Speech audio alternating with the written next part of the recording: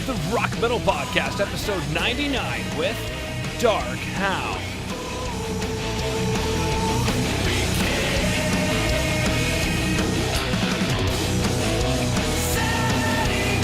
Fantastic. All right. Rock Metal Nation, what is up? This is John from the Rock Metal Podcast. That sample you just heard was Ashes of Your Worth by Dark Hound, who I've got on the show with me right now. They're a heavy metal band from Nashville, USA. We're going to be listening to that song as well as one other while finding out more information about the band. Evan, E.T., welcome to the show. Thanks for having us. Yeah, howdy. Absolutely. Let's go listen back to that track, Ashes of Your Worth.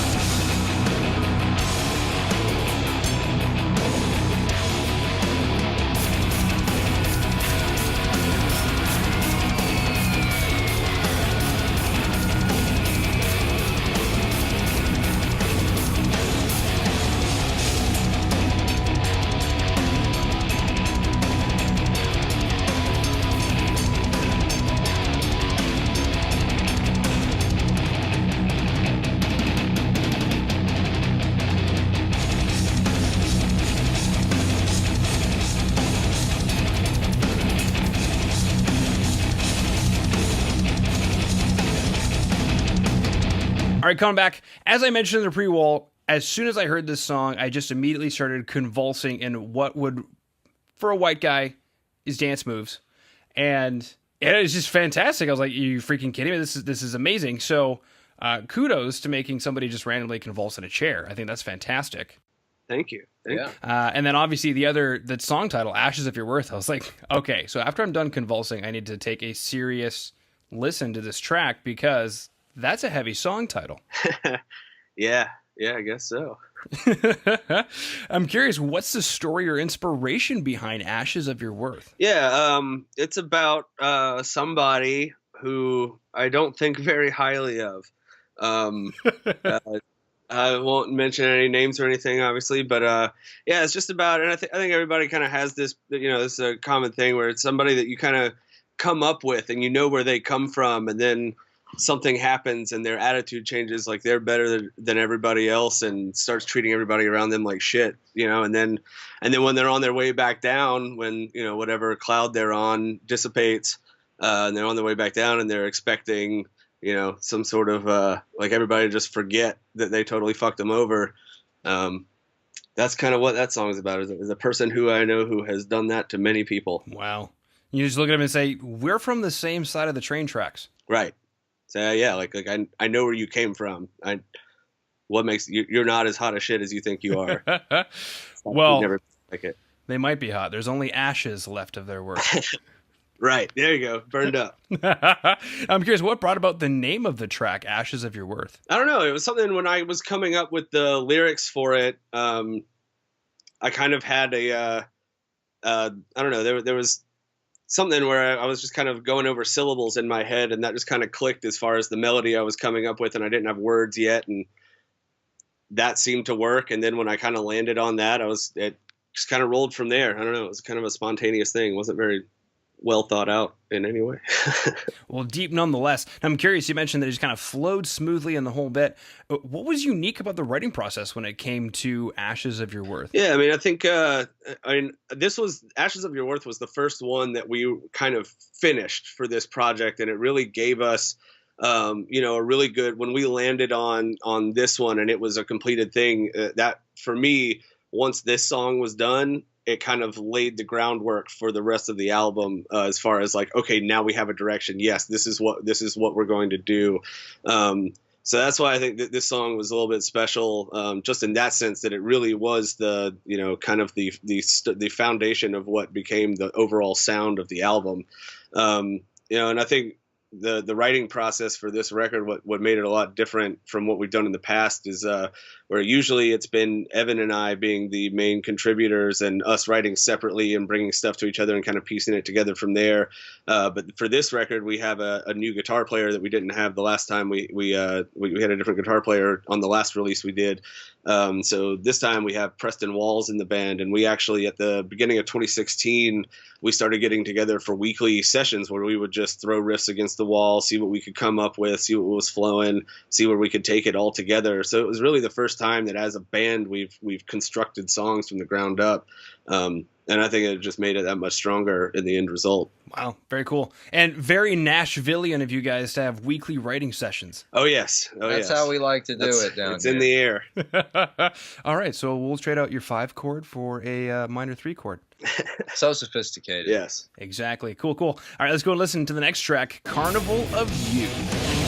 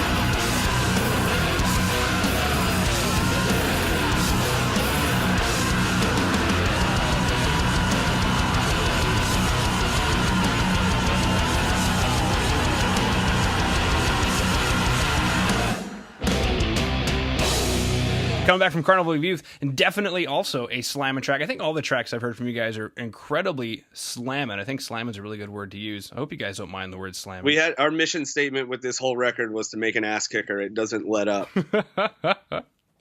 Very cool. What was the story or inspiration behind Carnival of Youth? I'll let Evan talk about this one because he did most of the work on this one. Yeah. So Carnival's kind of an interesting concept. That song's been around. I've been kicking around bits and pieces of that lyrically and musically for, probably like 3 years. It's really lyrically, it's really about being single. I won't give away too much of the detail behind it to kind of keep some mystique, but it's really about being kind of single in this day and age and just how strange things are.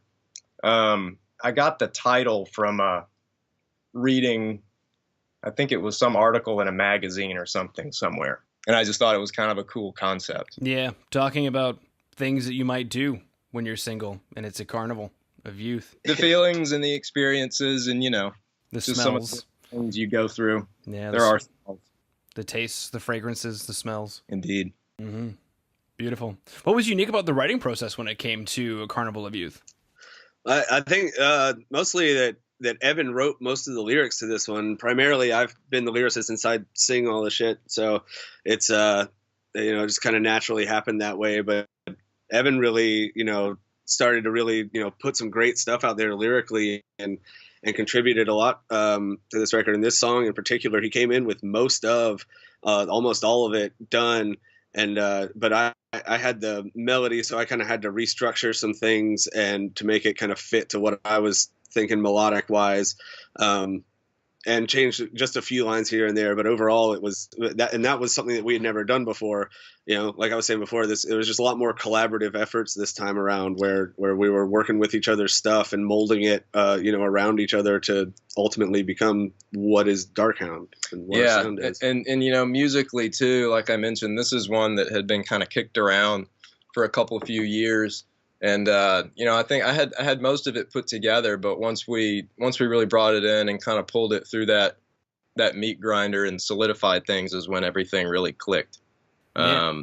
So it was the collaborative input that really made it work. Yeah, very, very cool stuff. I'm guessing you guys had a fantastic producer as well. Yeah, we have actually it's a guy that Evan and I were in bands with in college. And his name's Kalen Tokes. He has his studio in Atlanta, Georgia, which is just about a 4-hour drive from Nashville. And he's helped us. He's worked with us on everything we've ever done. So it was just a very, very natural, very comfortable process. We know each other very well, and just over the years as we've done, he's gotten better at what he's done, and we've developed a lot as far as where our ambitions are with the sounds, and so it's worked really well together. And I think it came out sounding pretty rad. Mm-hmm. Yeah, and come to think of it, you mentioned Atlanta's in the area. I'm just thinking Muscle Shoals, you've got Nashville, you've got Atlanta. There's just a massive area of musical talent in that whole part of the country. Oh yeah, most definitely.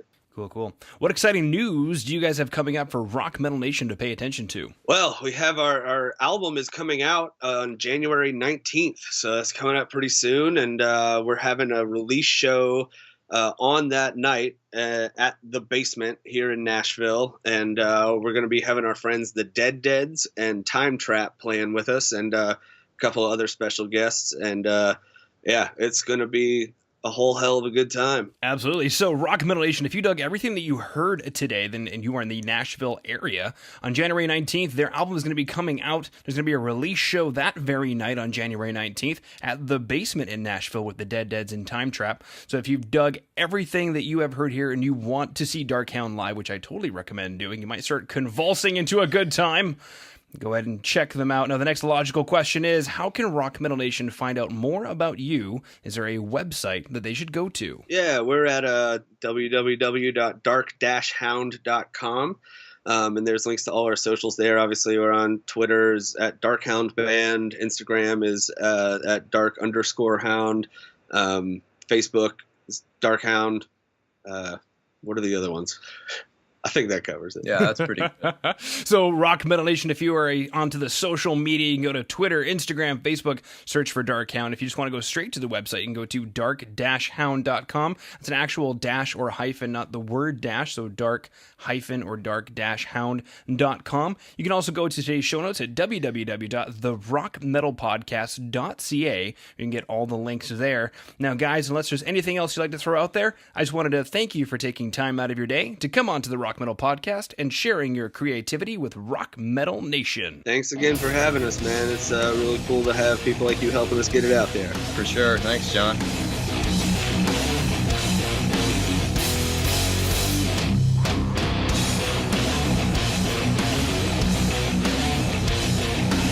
All right, Rock Metal Nation. Hopefully you just found your new favorite band in Dark Hound. Big thanks again to them for coming on and sharing their music with us. Make sure to head over to www.therockmetalpodcast.ca to get all the information on the show you just heard today. And until then, rock on, Rock Metal Nation.